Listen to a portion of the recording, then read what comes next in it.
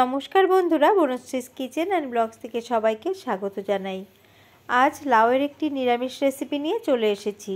শেষ পাতে খাওয়ার জন্য এই লাউয়ের রেসিপিটা খুবই হেলদি, আর এর মধ্যে সেরকম কোনো রকম তেল বা বেশি মশলার ইউজ হয় না, আর এটা খেতেও কিন্তু দুর্দান্ত।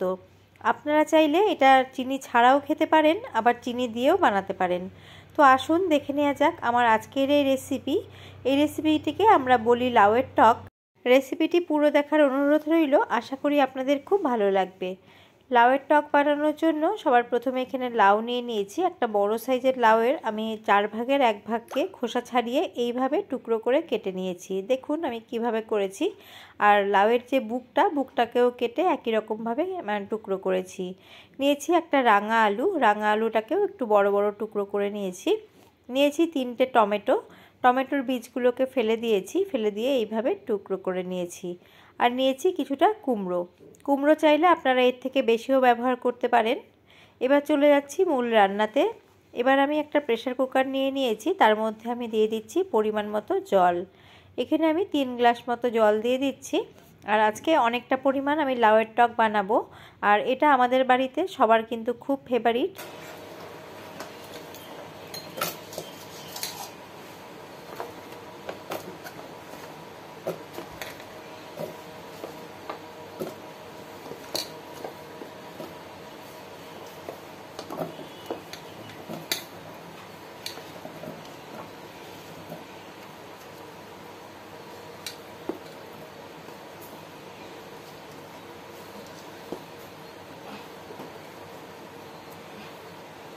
আরও হাফ কাপের মতো জল দিয়ে দিলাম, আর দিয়ে দিচ্ছি আমি 1 চা চামচের মতো লবণটা পরে দেখে আমি আবারও দেব।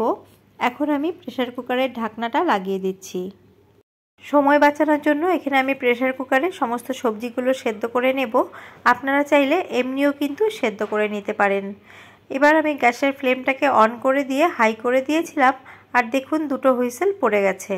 এখন গ্যাসের ফ্লেমটাকে আমি অফ করে দিয়ে প্রেসার কুকারটাকে নিচে নামিয়ে রাখবো। কুকারের ভেতরে স্টিমটাকে বের করে দেব না, নর্মালভাবে যখন এটা আপনি খুলে আসবে তখন এটাকে খুলবো। 6-7 মিনিট সময় লাগলো। এখন আমি প্রেসার কুকারটাকে খুললাম আর দেখিয়ে দিচ্ছি এগুলো কেমন সেদ্ধ হয়েছে।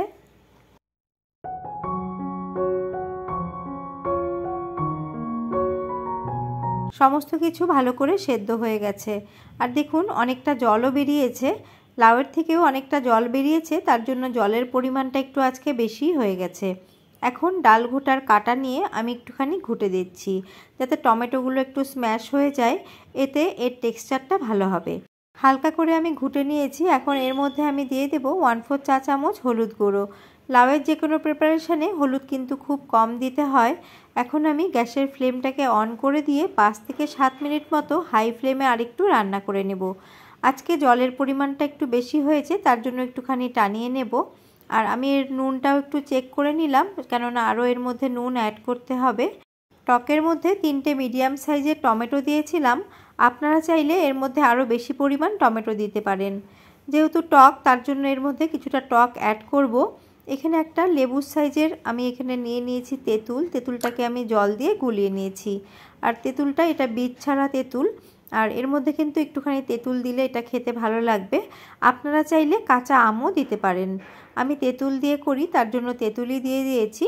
দিয়ে সমস্তটা ভালো করে মিশিয়ে নিচ্ছি, আর 5 থেকে 7 মিনিট মতো হাই ফ্লেমে এটাকে আমি আরেকটুখানি জাল করে নেব। টেস্ট করে পরিমাণ মতো লবণ অ্যাড করে দিয়ে সমস্তটা ভালো করে মিশিয়ে নিচ্ছি। এই টকে আপনারা শুধুমাত্র তেঁতুল দেবেন এমন কোনো কথা নেই, কাঁচা আম দিতে পারেন বা যে কোনো টকেরই ব্যবহার করতে পারেন। কিছু না থাকলে আপনারা ঘরে যে আমশি থাকে, আমাদের তো ঘরে আমশি করা থাকে, বা আমচুর পাউডারও এর মধ্যে দিতে পারেন। 6 থেকে 7 মিনিট মতো আমি গ্রেভিটাকে আরেকটুখানি টানিয়ে নিয়েছি। এখন প্রেসার কুকারটাকে সাইডে নামিয়ে রাখছি। গ্যাসের মধ্যে একটা কড়া বসিয়ে দিয়েছি, আর কড়া গরম হয়ে গেলে এর মধ্যে 2 চা চামচ দিয়ে দিলাম সর্ষের তেল। সর্ষের তেলে ফোড়নটা দিলে কিন্তু এর টেস্টটা খুব ভালো হবে। তেল গরম হয়ে গেলে 1 চামচ ভরে দিয়ে দিলাম কালো সর্ষেটা ভালো করে একটুখানি ফুটে ওঠার জন্য অপেক্ষা করতে হবে।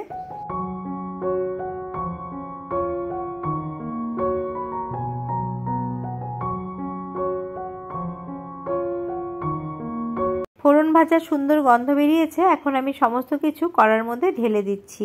এই সময় একদম ফ্লেমটাকে লোতে রাখতে হবে।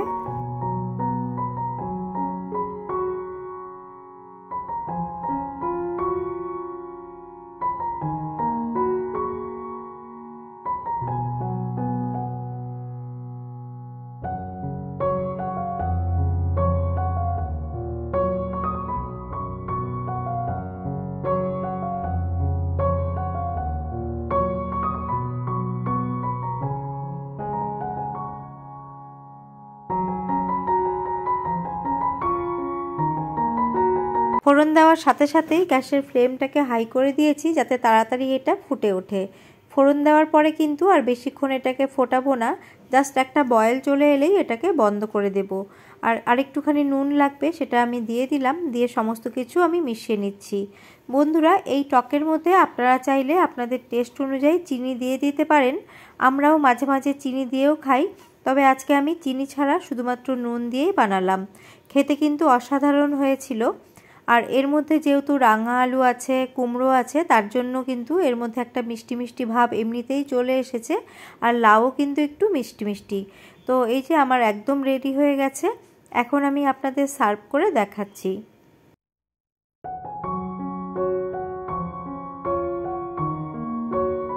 এই লাউয়ের টক লো ক্যালোরিযুক্ত। এর মধ্যে যেহেতু চিনি বা গুড়ের ব্যবহার হয়নি, তার জন্য যারা ডায়েট করছেন তারাও কিন্তু ডায়েটে রাখতে পারেন। শেষ পাতে ভাতের সাথে খেতে কিন্তু অসাধারণ লাগে। তাছাড়াও আপনারা এটাকে স্যুপ হিসেবেও কিন্তু খেতে পারেন। বাটিতে নিয়ে স্যুপ হিসেবে খেতেও খুব ভালো লাগে। ছোট থেকে বুড়ো সকলেরই খুব ভালো লাগবে। আর যাদের সুগার আছে তারাও নির্দ্বিধায় খেতে পারেন।